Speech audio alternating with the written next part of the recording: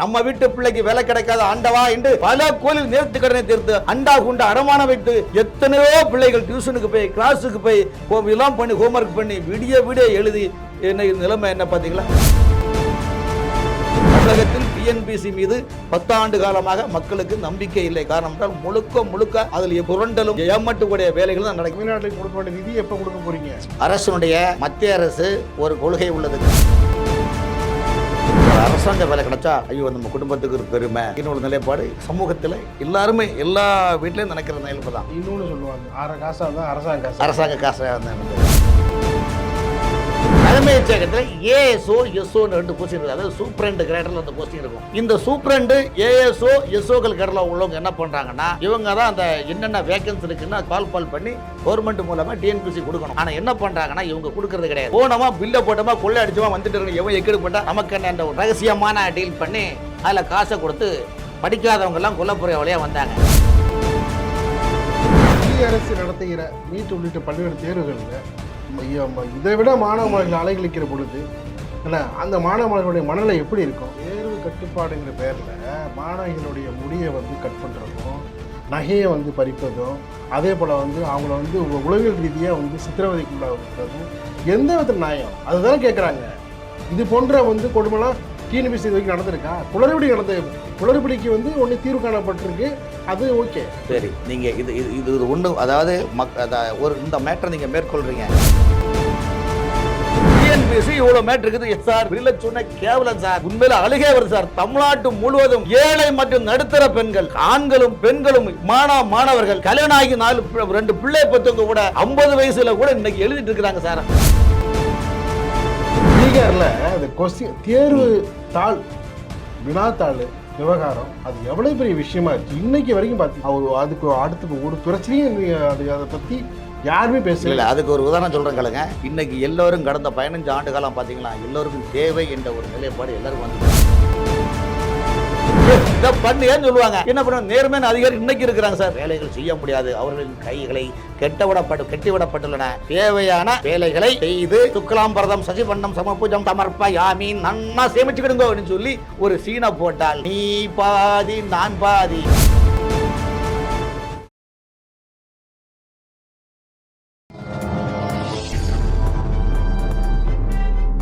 பத்திரிகை.com நேயர்களுக்கு இனிய வணக்கம். டிஎன்பிஎஸ்சி தமிழ்நாடு அரசு பணியாளர் தேர்வாணையம், இதே போல் பார்த்திங்கன்னா UPSC union public service commission, இது டிஎன்பிஎஸ்சி. யூபிஎஸ்சி என்றால் மத்திய அரசு பணியாளர் தேர்வாணையம். அதுமாரி ஒவ்வொரு மாநிலத்துக்குமே இருக்குது. ஒவ்வொரு இளைஞரும் கனவு காண்ற ஒரு துறை தான் டிஎன்பிஎஸ்சி. தேர்வு 2A 2 2 தேர்வுகளில் நடந்த தேர்வு மைய இடஒதுக்கீடு அது தொடர்பாக தேர்வு முழுவதுமே ரத்து செய்யப்பட்டுள்ளது. 2 தேர்வுகளுமே உடனடியாக தேர்வு எழுத சென்ற மாணவர்கள் அனைவருமே சாலைகளை அமர்ந்து போராட்டம் நடத்தியிருக்கிறார்கள். உடனடியாக தேர்வு கட்டுப்பாட்டு அலுவலர் சண்முகசுந்தரம் அவர்களை அந்த பொறுப்பிலிருந்து விடுவித்து தமிழக அரசு அதிரடி ஆணையம் பிறப்பித்திருக்கிறது. இது போன்ற இந்த தேர்வு குளறுபடி இது தேர்வர்களுக்கு ஒரு கடுமையான மனச்சூழல் பல்வேறு விதமான பாதிப்புகளை ஏற்படுத்துமா என்பது உள்ளிட்ட பல்வேறு கேள்விகளுக்கு பதில்களுக்கு இணைந்திருக்கிறார் கல்வி ஆர்வலர், அதே போல் பார்த்தீங்கன்னா மனிதவள ஆர்வலர் திரு VS ராமன் அவர்கள். வணக்கம் சார். வணக்கம். நல்லா இருக்கீங்களா? 2 தேர்வு, அதாவது டிஎன்பிஎஸ்சி குரூப் 2 2A 2 தேர்வுமே ரத்து செய்யப்பட்டு இருக்குது. என்ன காரணம்னா அந்த தேர்வு மைய இடஒதுக்கீடு தொடர்பான எழுந்த பிரச்சனை சர்ச்சைகள் அது தொடர்பாக இந்த குளறுபடிகள் உள்ள சொல்லப்படுகிறது. அது நம்பி இருக்கிற பல்வேறு விதமான இளைஞர்களுக்கு கனவுல பார்த்தீங்கன்னா ஒரு கேள்விக்குறி ஏற்படுத்தும் விதமாக அமைந்து விடாதா? ஏன்னா இது போன்று மத்திய அரசும் இது போன்று இந்த நீட் தேர்வு உள்ளிட்ட பல்வேறு தேர்வு நடத்துகிற பொழுது இதே போன்ற சர்ச்சைகள்லையும் நடக்கின்றது. இந்த தேர்வு மையம் தேர்வு நடத்துவது தேர்வை எதிர்நோக்கி காத்து கொண்டிருக்கிற இளைஞர்கள் இதுக்கெல்லாம் பார்த்தீங்கன்னா ஒரு ஆரோக்கியமான ஒரு மேலை நாடுகள் எப்படிலாம் தேர்வு எழுதுகிறாங்க அதெல்லாம் எப்படிலாம் இங்கே கடைபிடிக்கணும் அப்படின்னு சொல்லிட்டு ஒரு விளக்கம் கொடுத்தீங்கன்னா ஒரு சிறப்பாக இருக்கும். பொதுவாக நம்ம நாட்டில் பார்த்தீங்கன்னா இப்போ அரசாங்க வேலை என்ன பார்த்தீங்கன்னா மக்களுக்கு எல்லாருமே அது சாதாரண கடைக்கு ஏழை மக்கள் ஹை லெவலில் உள்ள வசதி வாய்ப்பு உள்ளவங்களுக்கு பார்த்தீங்கன்னா ஒரு அரசாங்க வேலை கிடைச்சா ஐயோ நம்ம குடும்பத்துக்கு ஒரு பெருமை இன்னொரு நிலைப்பாடு சமூகத்தில் எல்லாருமே எல்லா வீட்லேயும் நினைக்கிற நிலைப்பு தான். இன்னொன்னு சொல்லுவாங்க, அரை காசா இருந்தா அரசாங்க காசு. அரசாங்க காசாக இருந்தது. ஆனா ஆமாம், உண்மைதான். அதில் அதே போல் என்னென்னா, கோயில் நம்ம எதுக்கு போடுறோம்? கோயிலில் நம்ம எதுக்கு சாமி கொண்டு போகிறோம்னா, நமக்கு தேவைகள், நமக்கு ஒரு உடம்பு சரியில்லை, ஒரு கல்யாண காட்சிக்கு நடக்கணும், ஜாதகம் ஏதோ ஒரு இருக்கும்போது கோயிலில் போய் நேர்த்தி கடனுக்கு வந்து அதுக்குள்ள அர்ச்சனையை பண்ணிவிட்டு ராசி நட்சத்திரம்னு சொல்லிட்டு நம்ம அர்ச்சனை பண்ணிட்டு வரோம். இது ஆன்மீக மக்களுடைய நம்பிக்கை. அது இஸ்லாமாக இருந்தாலும் சரி, கிறிஸ்தவமாக இருந்தாலும் சரி, இந்துக்களாக இருந்தாலும் சரி, மதத்தினுடைய நம்பிக்கை. அதே போல் இன்றைக்கி பெருகி வரும் மக்கள் தொகையில் பார்த்திங்கன்னா, சாலை போக்குவரத்துகளையும் சரி, நம்முடைய வீட்லேயும் சரி சிசிடிவி கேமரா ஃபிட் பண்ணியிருக்கிறோம். அது ஏன்னா இன்றைக்கி இருக்கிற காலகட்டங்களில் சிசிடிவி ஒரு நமக்கு நம்பிக்கை, ஃபுட்டேஜ் விட்னஸ் என்பது.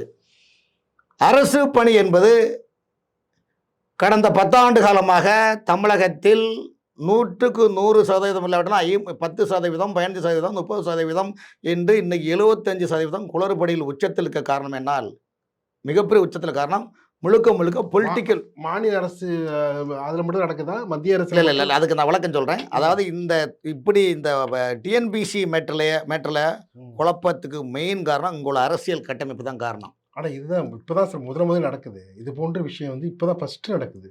ஆனால் வந்து மத்திய அரசில் நடக்கிற தேர்வுகளை நீங்கள் எடுத்துக்கிட்டிங்கன்னா கணக்கு வழக்கே இல்லை.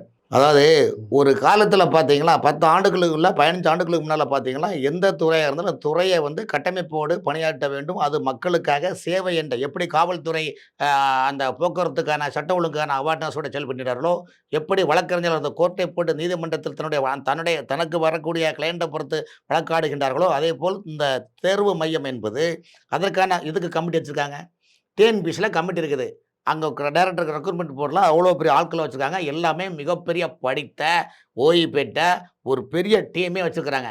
இது ஒரு காலத்தில். இன்றைக்கி ஒரு 18 ஆண்டு காலம் பார்த்தீங்கன்னா ஆளுங்கட்சிக்கு தேவையான நபர்களை தேர்வு செய்து அந்த கமிட்டியில் போட்டால் அங்கு அரசியல் விளையாடும். நீங்கள் வந்து ஒரு சின்ன உதாரணம், கடந்த 10 ஆண்டுகளில் டிஎன்பிஎஸ் மூலமாக சமீப காலமாக நீங்கள் கடந்த 2025 வாக்கில் பார்த்தீங்கன்னா 24, 25 வாக்கில் தமிழகத்தினுடைய நகராட்சி பணியாளர்கள் உங்களுக்கு தெரியும். அதாவது ஒர்க் இன்ஸ்பெக்டரு, ஓவர்சீஸு, ஜேஇ, ஏஇக்கள் 4 போஸ்டிங். டிப்ளமா ஹோல்டருக்கு ஒர்க் இன்ஸ்பெக்டரும் ஓவர்சீஸும், பிஇ பட்டதாரிகளுக்கு ஏஇ என்ற போஸ்டிங் எடுத்தாங்க. இதில் வந்து பார்த்தீங்கன்னா 2538 பேர் தேர்வு செய்தாங்க. அன்னைக்கு உள்ள நிலைமையில் டிடிவி தினகரன் அவர்கள், வி.கே. சசிகலா அம்மையார் அவர்கள், பட்டேல் கட்சி தலைவர் டாக்டர் அன்புமணி அவர்கள், டாக்டர் ராமதாஸ் அவர்கள் என்ன சொன்னாங்கன்னா, டிஎன்பிஎஸ் மூலமாக தேர்வு செய்யுங்க. அப்போ தான் அந்த சமூக ரீதியான இடஒதுக்கீடு, சமூக நீதியை காக்க முடியும்.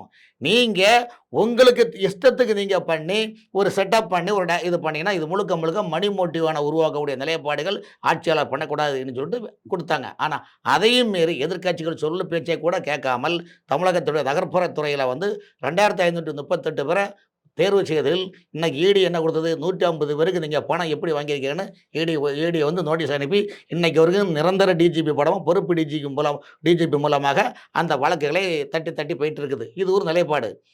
அது இன்னொரு விஷயம் சொல்கிறேன், இது உங்களுக்கு தெரியும், நேர்களுக்கு துரிக்காக சொல்கிறேன். தமிழ்நாட்டில் தலைமைச் செயலகம் இருக்குல்ல, தலைமைச் செயலகத்தில் ஏஎஸ்ஓ எஸ்ஓன்னு 2 போஸ்டிங் இருக்குது. அதாவது சூப்பரண்ட் கிரேடரில் அந்த போஸ்டிங் இருக்கும். இந்த சூப்பரண்டு ஏஎஸ்ஓ எஸ்ஓக்கள் கேடரில் உள்ளவங்க என்ன பண்ணுறாங்கன்னா, இவங்க தான் அந்த என்னென்ன வேக்கன்சி இருக்குன்னு கால் பண்ணி கவர்மெண்ட் மூலமாக டிஎன்பிசி கொடுக்கணும். ஆனால் என்ன பண்ணுறாங்கன்னா, இவங்க கொடுக்கறது கிடையாது. கொடுக்காமல் என்ன பண்ண இவங்களே இப்போ உதாரணத்துக்கு ஒரு ரெவன்யூ டிபார்ட்மெண்ட்டில் ஒரு ஏஎஸ்ஓ எஸ்ஓ இருக்கிறாங்களா, அவங்க என்ன பண்ணுறாங்கன்னா முதல்நிலை நகராட்சி ஆணையராக போயிடுது. அப்போ முதல்நிலை நகராட்சி போகும்போது அவங்களுக்கு நாட்டை பற்றியோ தேசத்தை பற்றி எதை பற்றியும் கவலை கிடையாது. போனோமா பில்லை போட்டோமா கொள்ளை அடிச்சோமா வந்துட்டு எவன் எக்கெடு போட்டால் நமக்கு என்ன என்ற ஒரு நிலைப்பாடும் இருக்கின்றது. இதெல்லாம் தமிழ்நாட்டில் வந்து எதுக்கு சொல்கிறேன்னா, நான் வந்து 30 ஆண்டு காலம் தமிழ்நாட்டினுடைய இங்கே என்னென்ன நடக்குது, உள்ளாட்சித்துறையில் A to Z எனக்கு எல்லாமே specialist, skin specialist, child specialist, phone specialist மாதிரி நான் வந்து லோக்கல் பாடி ஸ்பெஷலிஸ்ட்டு. இங்கே என்ன நடக்குன்னு எப்படி தெரியும். இப்போ சமீப காலமாக ஆட்சி முடிய போகுது. என்ன பண்ணுறாங்க தெரியுமா, ஊரக வளர்ச்சித்துறை, அதே போல் கூட்டுறவு சொசைட்டி துறை, மருத்துவத்துறை, அத்தனை துறையிலையுமே இவங்களே சும்மா பேப்பரில் சும்மா ஒரு டெமோ ஒரு விளம்பரம் கொடுத்துருது, ஆள் எடுக்கிறோம். ஆனால் எல்லாமே அவங்க காசை வாங்கி கொண்டு உள்ளுக்குள்ளே ஃபிட்டிங் கொடுக்குறாங்க. அதே நிலைப்பாடை தான் டிஎன்பிசியை தன் கைக்குள்ளே கைப்பாவையாக வட்டச்செயலர் எப்படி செல் பண்ணிட்டாரோ, பகுச்செயலர் எப்படி செல் பண்ணிட்டாரோ, மாவட்ட செயலர் எப்படி செல் பண்ணிட்டாரோ, அமைச்சர்களும் பிஏக்களும் அவங்களுடைய கொண்டாங் கொடுத்தான் மாமே மச்சான் இவங்களும் எப்படி செல் பண்ணிட்டாரோ, அதே போல தான் இந்த அரசு கடந்த 10 ஆண்டு காலமாக டிஎன்பிசியும் தன்னுடைய கைப்பாவையாக நினைக்க ஏற்படுத்திக்கின்றார்கள். ஒரு சின்ன உதாரணம் சொல்கிறேன். 2010ஆம் ஆண்டு யூபிசி மூலமாக ஒரு தேர்வு வச்சாங்க. என்ன டெப்டி கலெக்டர், கோட்டாட்சியாளர், ஆர்டிஓன்னு சொல்லுவாங்க. தமிழ்நாடு முழுவதும் தேர்வு செய்தாங்க. அதில் என்ன சம்பவம் நடந்தது தெரியுமா? அந்த சம்பவத்தில் கொஸ்டின் பேப்பர்லேயே ரகசியமான டீல் பண்ணி அதில் காசை கொடுத்து படிக்காதவங்கெல்லாம் கொல்லப்புற வழியாக வந்தாங்க. கொல்லப்புற வந்துட்டு படித்தவங்க பார்த்து என்னடா நம்ம இவ்வளோ அழகாக படிச்சிருக்கோம் பார்த்தா கோர்ட்டில் கேஸ் போட்டாங்க. கோர்ட்டில் கேஸ் போடும்போது நீதிமன்றம் என்ன பண்ணுச்சுன்னா, டிஎன்பிசி கமிட்டியும் யூபிசி கமிட்டியும் நீதித்துறையும் சேர்ந்து அந்த சம்மந்தப்பட்ட துறையை 3 பேரும் சேர்ந்து கமிட்டியை போட்டாங்க. கமிட்டி போட்டு விசாரணை பண்ணி பார்த்தா கேவலம், அசிங்கப்பட்டு கடைசியில் என்ன, அந்த நேரத்தில் அப்பாயின்மெண்ட் ஆனவங்க எல்லாமே டிஆர்ஓ ஆகிட்டாங்க. டிஆர்ஓ ஆனல இப்போ அதில் பாதி பேரும் கன்ஃபர்ட் ஐஎஸ் ஆகிட்டாங்க. அந்த கன்ஃபர்ட் ஐஎஸ் ஆனவர்களுடைய மனநிலை எப்படி என்றால், ஐயா, ஒரு பூனையும் எலியும் எப்படி கின்றதோ, எலியினுடைய இதயத்தை மாற்றிக்கொண்டு எலி திடீர்னு பூனை ஆனால் அந்த நிஜமான பூனையை பார்க்கின்ற போது எலிக்கு ஏன் பக்கு என்றால், அந்த எலி பூனையானது, அந்த எலி பூனையினுடைய இதயம் எலியின் இதயம் எடுக்கின்ற போல் நிஜ பூனையை பார்த்தா பயப்படுவாங்க. இன்னைக்கு தமிழ்நாட்டில் 10க்கும் மேற்பட்ட 10, 15, 20க்கும் மேற்பட்ட ஐஎஸ் அதிகாரிகள் இந்த இல்லீகல் அப்பாயின்மெண்ட் ஆகி கன்ஃபர்ட் ஐஎஸ் உட்காந்துருக்காங்களே. இதுக்கு வந்து 2010, 2011 இதெல்லாம் வெளியே சொல்ல முடியுமா? எவ்வளோ அவமானம் பாருங்க. அதில் டிஎன்பிஎஸ்சி என்பது ஏங்க உங்களுக்கு ஒரு பொறுப்புங்க.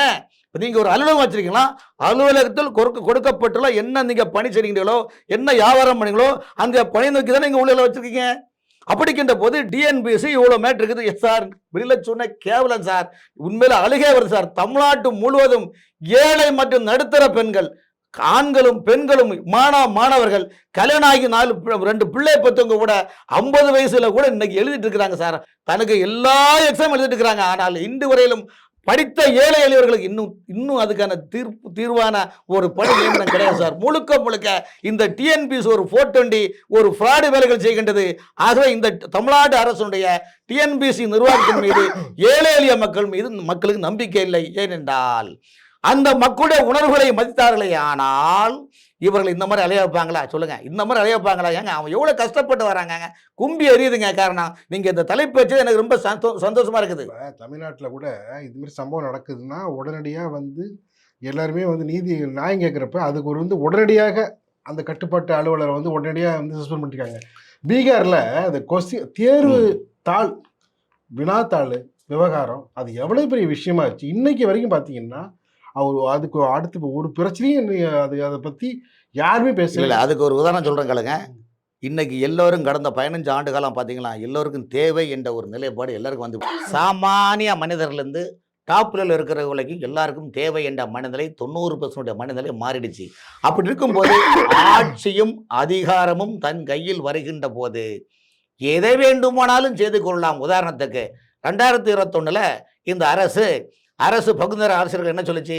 181 தேர்தல் வாக்குறுதி, அந்த வாக்குறுதி 181 போட்டு நாங்கள் ஆட்சிக்கு வந்தால் உங்களுக்கு போஸ்டிங் கன்ஃபார்ம் பண்ணி நிரந்தரம் பண்ணுவோன்னு சொன்னாங்க. இப்போ அவங்க சோத்து பானையில் வெள்ளம் பண்ணிச்சா சுண்ணாம்பை பூசி அதில் முதல்வர் அண்ணாச்சி 181 என்னாச்சுன்னு கேட்குறாங்க. அதே போல் தூய்மை பணியாளர்களுக்கு 186 இன்றைக்கு வரை அவங்களுக்கு கன்ஃபார்ம் பண்ணல. அதே போல் அரசு மருத்துவர்களுக்கு 354 ஜியோ நம்பரு, அந்த ஜியோ நம்பரு கலைஞர் போட்ட ஜியோ நம்பரு. அரசு மருத்துவர்களுக்கு ஓய்வூதியம் கொடுக்க வேண்டும். கொரோனாவில் இறந்த டாக்டர்களுக்கு இன்னும் வரைக்கும் வேலை கொடுக்கல, இன்னும் வரைக்கும் அவங்களுக்கு நிவாரணம் கொடுக்கல. டாக்டர் விவேகானந்தன் குடும்பத்துக்கு இன்னும் வேலை கொடுக்கல. இந்த மாதிரி குளறுபடி. அதாவது அரசுக்கு ஒரு இலக்கு என்னவென்றால் மக்களுடைய கட்டமைப்பு இன்ஃப்ராஸ்ட்ரக்சரான நிலைப்பாடு அவர்களை கவலையே படுவதில்லை, கவலைப்பட போறதும் கிடையாது. காரணம் என்றால் கலைஞர் அரசு என்பது வேறு, இன்னைக்குள்ள நிலைப்பாடு என்பது வேறு. அரசு சம்பந்தப்பட்ட அது அடுத்து பிரச்சனை சார். இது பார்த்தீங்கன்னா முழுக்க அதிகாரிகள் மட்டத்தில் நடந்த ஒரு குளறுபடி இல்லைங்களா? அதாவது இல்லை நீங்க சொல்றத அவன் சொல்றேன். நீங்க அதிகாரியை யார் சார் ரிமோட் பண்றது?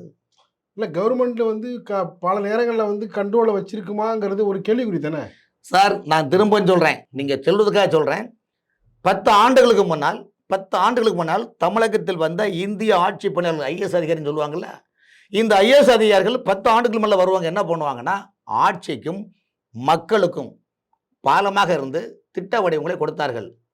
இன்னைக்கு வரக்கூடிய ஐஏஎஸ் அதிகாரிகளில் 90% ஐஏஎஸ் அதிகாரி என்ன பண்றாங்கன்னா ஆண்டுக்கு 100 கோடி கொள்ளையடிப்பது எப்படின்ற ஒற்றை இலக்கை நோக்கி பார்த்தால் எப்படி சார் அவங்க வேலை செய்வாங்க? இன்னைக்கு தமிழ்நாட்டில் நீங்க பாருங்க, நான் எந்த கட்சின்னு சொல்லல சார், தமிழ்நாட்டில் மாறி திமுக ஆட்சி அமைக்கிறதுல இந்த ஆட்சி அமைக்கும் போது கடந்த ஒரு 2015 வருஷமா நீங்க எடுத்து லிஸ்ட் பார்த்தீங்களா? எந்தெந்த அமைச்சர்கள் அந்த துறையில் அமைச்சராக இருக்காங்களோ அந்த துறையில் என்ன செய்யறாங்கன்னா அவங்களுடைய ஜாதி சங்கத்திற்கு அவங்களுடைய ஜாதிக்காரங்களை அவங்க சொந்தக்காரங்களை ரிட்டையர்மெண்டான அதிகாரி கொள்ளைக்காரங்க இருந்தால் அவனை கன்சல்டேஷனை போட்டு இப்படி கொள்ளை அடித்தா உங்களுக்கு எப்படி சார் சமூக நீதினு வெளியில் பேசாதீங்க சார். சமூக நீதி என்பதே இல்லை. கடந்த 15 ஆண்டு காலமாக தமிழகத்தில் ஏழை எளிய மக்களுக்கு ஆண்டு கொண்ட மக்களுக்கு ஆட்சியாளர்களால் இந்த ஏழை எளிய மக்களுக்கு ஜல்லி பைசை கூட புண்ணியம் கிடையாது சார். காரணம் இந்த கைப்புண்ணுக்கு கண்ணாடி தேவையில்லை. ஈடில்லா 5 ஆண்டு கால ஆட்சி இந்த டிஎன்பிசி மக்களை அலைய வைக்கதே ஒரு சாட்சி சார். அதனால இது முழுக்க இப்போ நீங்கள் சண்முக சுந்தரம் சொல்றீங்க. இந்த சண்முக சுந்தரம் யார் தெரியுமா? டிஆர்ஓ இருந்தவர். சென்னை மாநகராட்சி மண்டலம் 14 ஏசியா ஜோனல் ஆஃபீஸர் டிஆர்ஓ இருந்து அப்புறம் தான் அவர் கன்ஃபர்ட் ஐஎஸ் ஆனது. அவர் என்ன அறிவின் ஆற்றலின் பெருக்கமா அறிவின் சிகரமா? இல்லை சார், மேலிடத்துலேருந்து ப்ரெஷர் வரும். இதை ஏன்னு சொல்லுவாங்க. என்ன பண்ணுவோம்? நேர்மையான அதிகாரி இன்னைக்கு இருக்கிறாங்க சார். நேர்மையான அதிகாரிகள் இன்னைக்கு இருக்கிறாங்க. ஆனால் அவங்களால் வேலைகள் செய்ய முடியாது. அவர்களின் கைகளை கெட்டிவிடப்பட்டுள்ளன. அப்படி கேட்டால் ஆட்சியில் அதிகாரம் இருப்பவர்களுக்கு தேவையான வேலைகளை செய்து சுக்லாம்பரதம் சசிபண்ணம் சமபூஜம் சமர்ப்பயாமி நன்னா சேமிச்சுக்கிடுங்கோ அப்படின்னு சொல்லி ஒரு சீனை போட்டால் நீ பாதி நான் பாதி கண்ணே என்ற நிலைப்பாடு அரசு நிர்வாகம் போயிட்டு இருக்கிறதுல நீங்களோ நானோ விதிவிலக்கு அல்ல என்பதை பார்த்து கொண்டிருந்தா நமக்கு இந்த நாட்டில் நீங்கள் வாழணும்னா இதெல்லாம் பார்த்துட்டு ஜீர்ணிச்சுட்டு போகணும். இல்லாட்டா ஒன்றும் பண்ண முடியாது. என்னுடைய சொந்தக்காரங்க கூட இன்னைக்கு டிஎன்பிசியில் 5 வருஷமாக பிள்ளைங்க படிச்சுட்டு இருக்குது. எழுதுறா எடிக்கொண்டே இருப்பா. நம்ம பார்க்குறது சங்கடமா இருக்கு. நம்ம வீட்டு பிள்ளைக்கு வேலை கிடைக்காத ஆண்டவா என்று பல கோயிலில் நேர்த்து கடனை தீர்த்து அண்டா குண்டா அடமானம் வைத்து எத்தனையோ பிள்ளைகள் டியூஷனுக்கு போய் கிளாஸுக்கு போய் இதெல்லாம் பண்ணி ஹோம்ஒர்க் பண்ணி விடிய எழுதி இன்னைக்கு நிலைமை என்ன பார்த்தீங்களா? இன்னைக்கு நிலைமை என்ன? மத்திய அரசு நடத்துகிற நீட் உள்ளிட்ட பல்வேறு தேர்வுகளில் இதை விட மாணவ மாணவர்கள் அலைகழிக்கிற பொழுது அந்த மாணவ மாணவர்களுடைய மனநிலை எப்படி இருக்கும் உங்க பார்வையில? மத்திய அரசை பொறுத்தவரையிலும் நீட் என்பது எப்படி நீங்கள் +2 எக்ஸாம் எழுதுறீங்களோ, 10th எப்படி எக்ஸாம் எழுதுறீங்களோ, எப்படி என்ட்ரன்ஸ் எக்ஸாம் எழுதுறீங்களோ, அதே போல் அந்த மருத்துவத்துறை படிக்கின்ற மாணவனுக்கு தான் படித்த அந்த கட்டமைப்புக்கான தேர்வு தான் நீட்டு எக்ஸாம். ஆனால் நீட் எக்ஸாம் நீங்கள் எப்படி கோயிலுக்கு போக முடியாது, பூஜை புனஸ்காரம் செய்ய முடியாது, எப்படி உங்களுக்கு நம்பிக்கை வருகின்றதோ, எப்படி ஜாதகத்தின் மீது நம்பிக்கை வருகின்றதோ, எப்படி வேலைக்கு போனால் சம்பளம் வருகின்றது நம்பிக்கை வருகின்றதோ, அதே போல் நீட் என்பது அந்த மருத்துவத்துறை படிக்கக்கூடிய மாணவர்களுக்கு ஒரு நம்பிக்கை நிலைப்பாடு. ஆனால் இந்தியாவில் எல்லா மாநிலமும் ஏற்றுக்கொள்ளக்கூடிய நிலைப்பாட்டில் நீட்டை ரத்து செய்ய முடியும். இந்தியாவில் எல்லா இடத்திலும் மாநிலத்தில் ஒரு பிரச்சனை இருக்கும்போது உங்களுக்கு மட்டும் டிஃபரன்ஸான கொம்பா சொல்லுங்க. ஆகவே நீட் என்பது மக்களுடைய அந்த மருத்துவத்துறை எழுதக்கூடிய மாணவனுக்கு ஒரு கட்டமைப்புக்கான தொலைநோக்கு சிந்தனை. அதனால்தான் மத்திய அரசு திட்டத்தை கொண்டு வந்துள்ளது. ஆனால் அந்த தேர்வு எழுதுகின்ற போது அரசுக்கு அந்த துறைக்கு நீட் எக்ஸாம் அந்த கமிட்டிக்கு ஒரு கட்டுக்கு போட்டிருக்கின்றது. இப்படி தான் போகணும், இப்படி தான் சொல்லணும். நீங்கள் எப்படியும் போகலான்னா இப்போ கோயிலில் எப்படியும் போக முடியுமா? வெளியில் நீங்கள் 1000 நடக்கலாம் சார். கோயிலில் போனால் அதுக்கு ஒன்று கட்டுது. கேரளாவில் எவ்வளோ சொல்கிறீங்களே, கேரளா மாநிலத்தில் ஆண்களாக இருந்தால் கண்டிப்பாக பனியன் வரைக்கும் கட்டி தான் கோயில் சாமி கூட போகணும். ஏன்னா அது அந்த போர்டினுடைய ஒரு நிலைப்பாடு. ஆனால் தமிழ்நாட்டினுடைய நிலைப்பாடு என்பது வேறு. கேரளா ஒவ்வொரு மாநிலத்திலும் டிஃபரெண்ட் நிலைப்பாடு. ஆகவே நீட்டை பொறுத்தவரையும் மத்திய அரசு போட்ட அந்த உத்தரவு சரியான உத்தரவு. மருத்துவ மாணவர்களுடைய அந்த படிப்புக்கும் கட்டமைப்புக்கும் ஒரு உத்வேகத்தான நிலைப்பாடு தான் அந்த நீட்டு. தேர்வு கட்டுப்பாடுங்கிற பேரில் மாணவிகளுடைய முடியை கட் பண்ணுறதும், நகையை பறிப்பதும், அதே போல் அவங்கள உளவியல் ரீதியாக சித்திரவதைக்குள்ளாகிறதும் எந்த வித நியாயம்? அதுதான் கேட்குறாங்க. இது போன்ற கொடுமைலாம் டிஎன்பிசி இது வரைக்கும் நடந்திருக்கா? குளறுபடிக்கு ஒன்று தீர்வு காணப்பட்டிருக்கு, அது ஓகே. இது போன்ற விஷயம்லாம் டிஎன்பிசி வரைக்கும் நடந்திருக்கா? சரி, நீங்கள் இது ஒன்று, அதாவது ஒரு இந்த மேட்டரை நீங்கள் மேற்கொள்கிறீங்க. நீங்கள் திருப்பதி கோயிலுக்கு போகிறீங்க. அந்த கோயிலுக்கு சாமி கொண்டு போகும்போது அதுக்குன்னு வரைமுறை இருக்குது. செல்ஃபோன் கொண்டு போட இருக்கா இல்லையா? இல்லை நான் செல்ஃபோன் கொண்டு தான் போவேன்னா நீ வெளியில் தான் இருக்கணும். அதே போல் முதலமைச்சரை பார்க்க போகிறீங்க, ஒரு மத்திய அமைச்சர் டெல்லியில் பார்க்குறீங்கன்னா அந்த பார்க்க போயிட்டு வரைமுறை கொண்டது. வரைமுறை எதுக்கு சார் இருக்குது சொல்லுங்கள்? அது ஒரு லட்சுமண் ரேகா. வரைமுறை என்பது லட்சுமண் ரேகா. எப்படியும் வாழலாம், எப்படியும் சொல்லலாம் என்றால் இது வந்தவங்களுக்கும் போகிறவங்களுக்கும் எஸ்ஆர் எதுக்கு கொண்டு வந்தாங்க? வீட்டுக்கு எப்படி போட்டோ அதுக்கப்புறம் நாட்டுக்கும் போட்டு வந்தவங்களாம் உள்ள விட்டு கண்டவங்களாம் உள்ள விட்டுட்டோம்னா இது நான் சுலாப் இன்டர்நேஷனலா இல்லை ராம்கி இன்டர்நேஷனலா இல்லை உர்ஃபேஸருடைய சால்வேஷன் மேனேஜ்மெண்ட் கம்பெனி அந்த நாடு இல்லை. அதனால தான் நாங்கள் சொல்கிறோம். நாட்டை எப்படி போட்டுருவீங்க சார்? நான் திரும்ப சொல்லுவா, நீங்கள் பார்த்தீங்களா, நீங்கள் உங்களுடைய ஒரு ஆங்கராக இருந்து கேள்வி எப்படி வீட்டுக்கு எப்படி பூட்டு தேவையோ அதே போல் நாட்டுக்கு பாதுகாப்பு என்ற பூட்டு தேவை. அந்த நாட்டுக்கு பூட்டு தேவையினால தான் இன்னைக்கு ரோஹிங்கியோ அந்த எஸ்ஆர் கொண்டு வந்தோம்னா இப்போ ஏன் இப்பெல்லாம் ஓடுறாங்க? 65 லட்சம் பேர் பீகார் கலையெடுத்தாங்களே, 65 லட்சம் பேர்ட்ட மேற்கு வங்கத்தை கலையெடுத்தோம்னா மம்தா பானர்ஜி எதுக்கு குதிக்கிறாங்கன்னா அந்த நபர்களை வைத்து தான் தேர்தலில் வென்றார்கள்.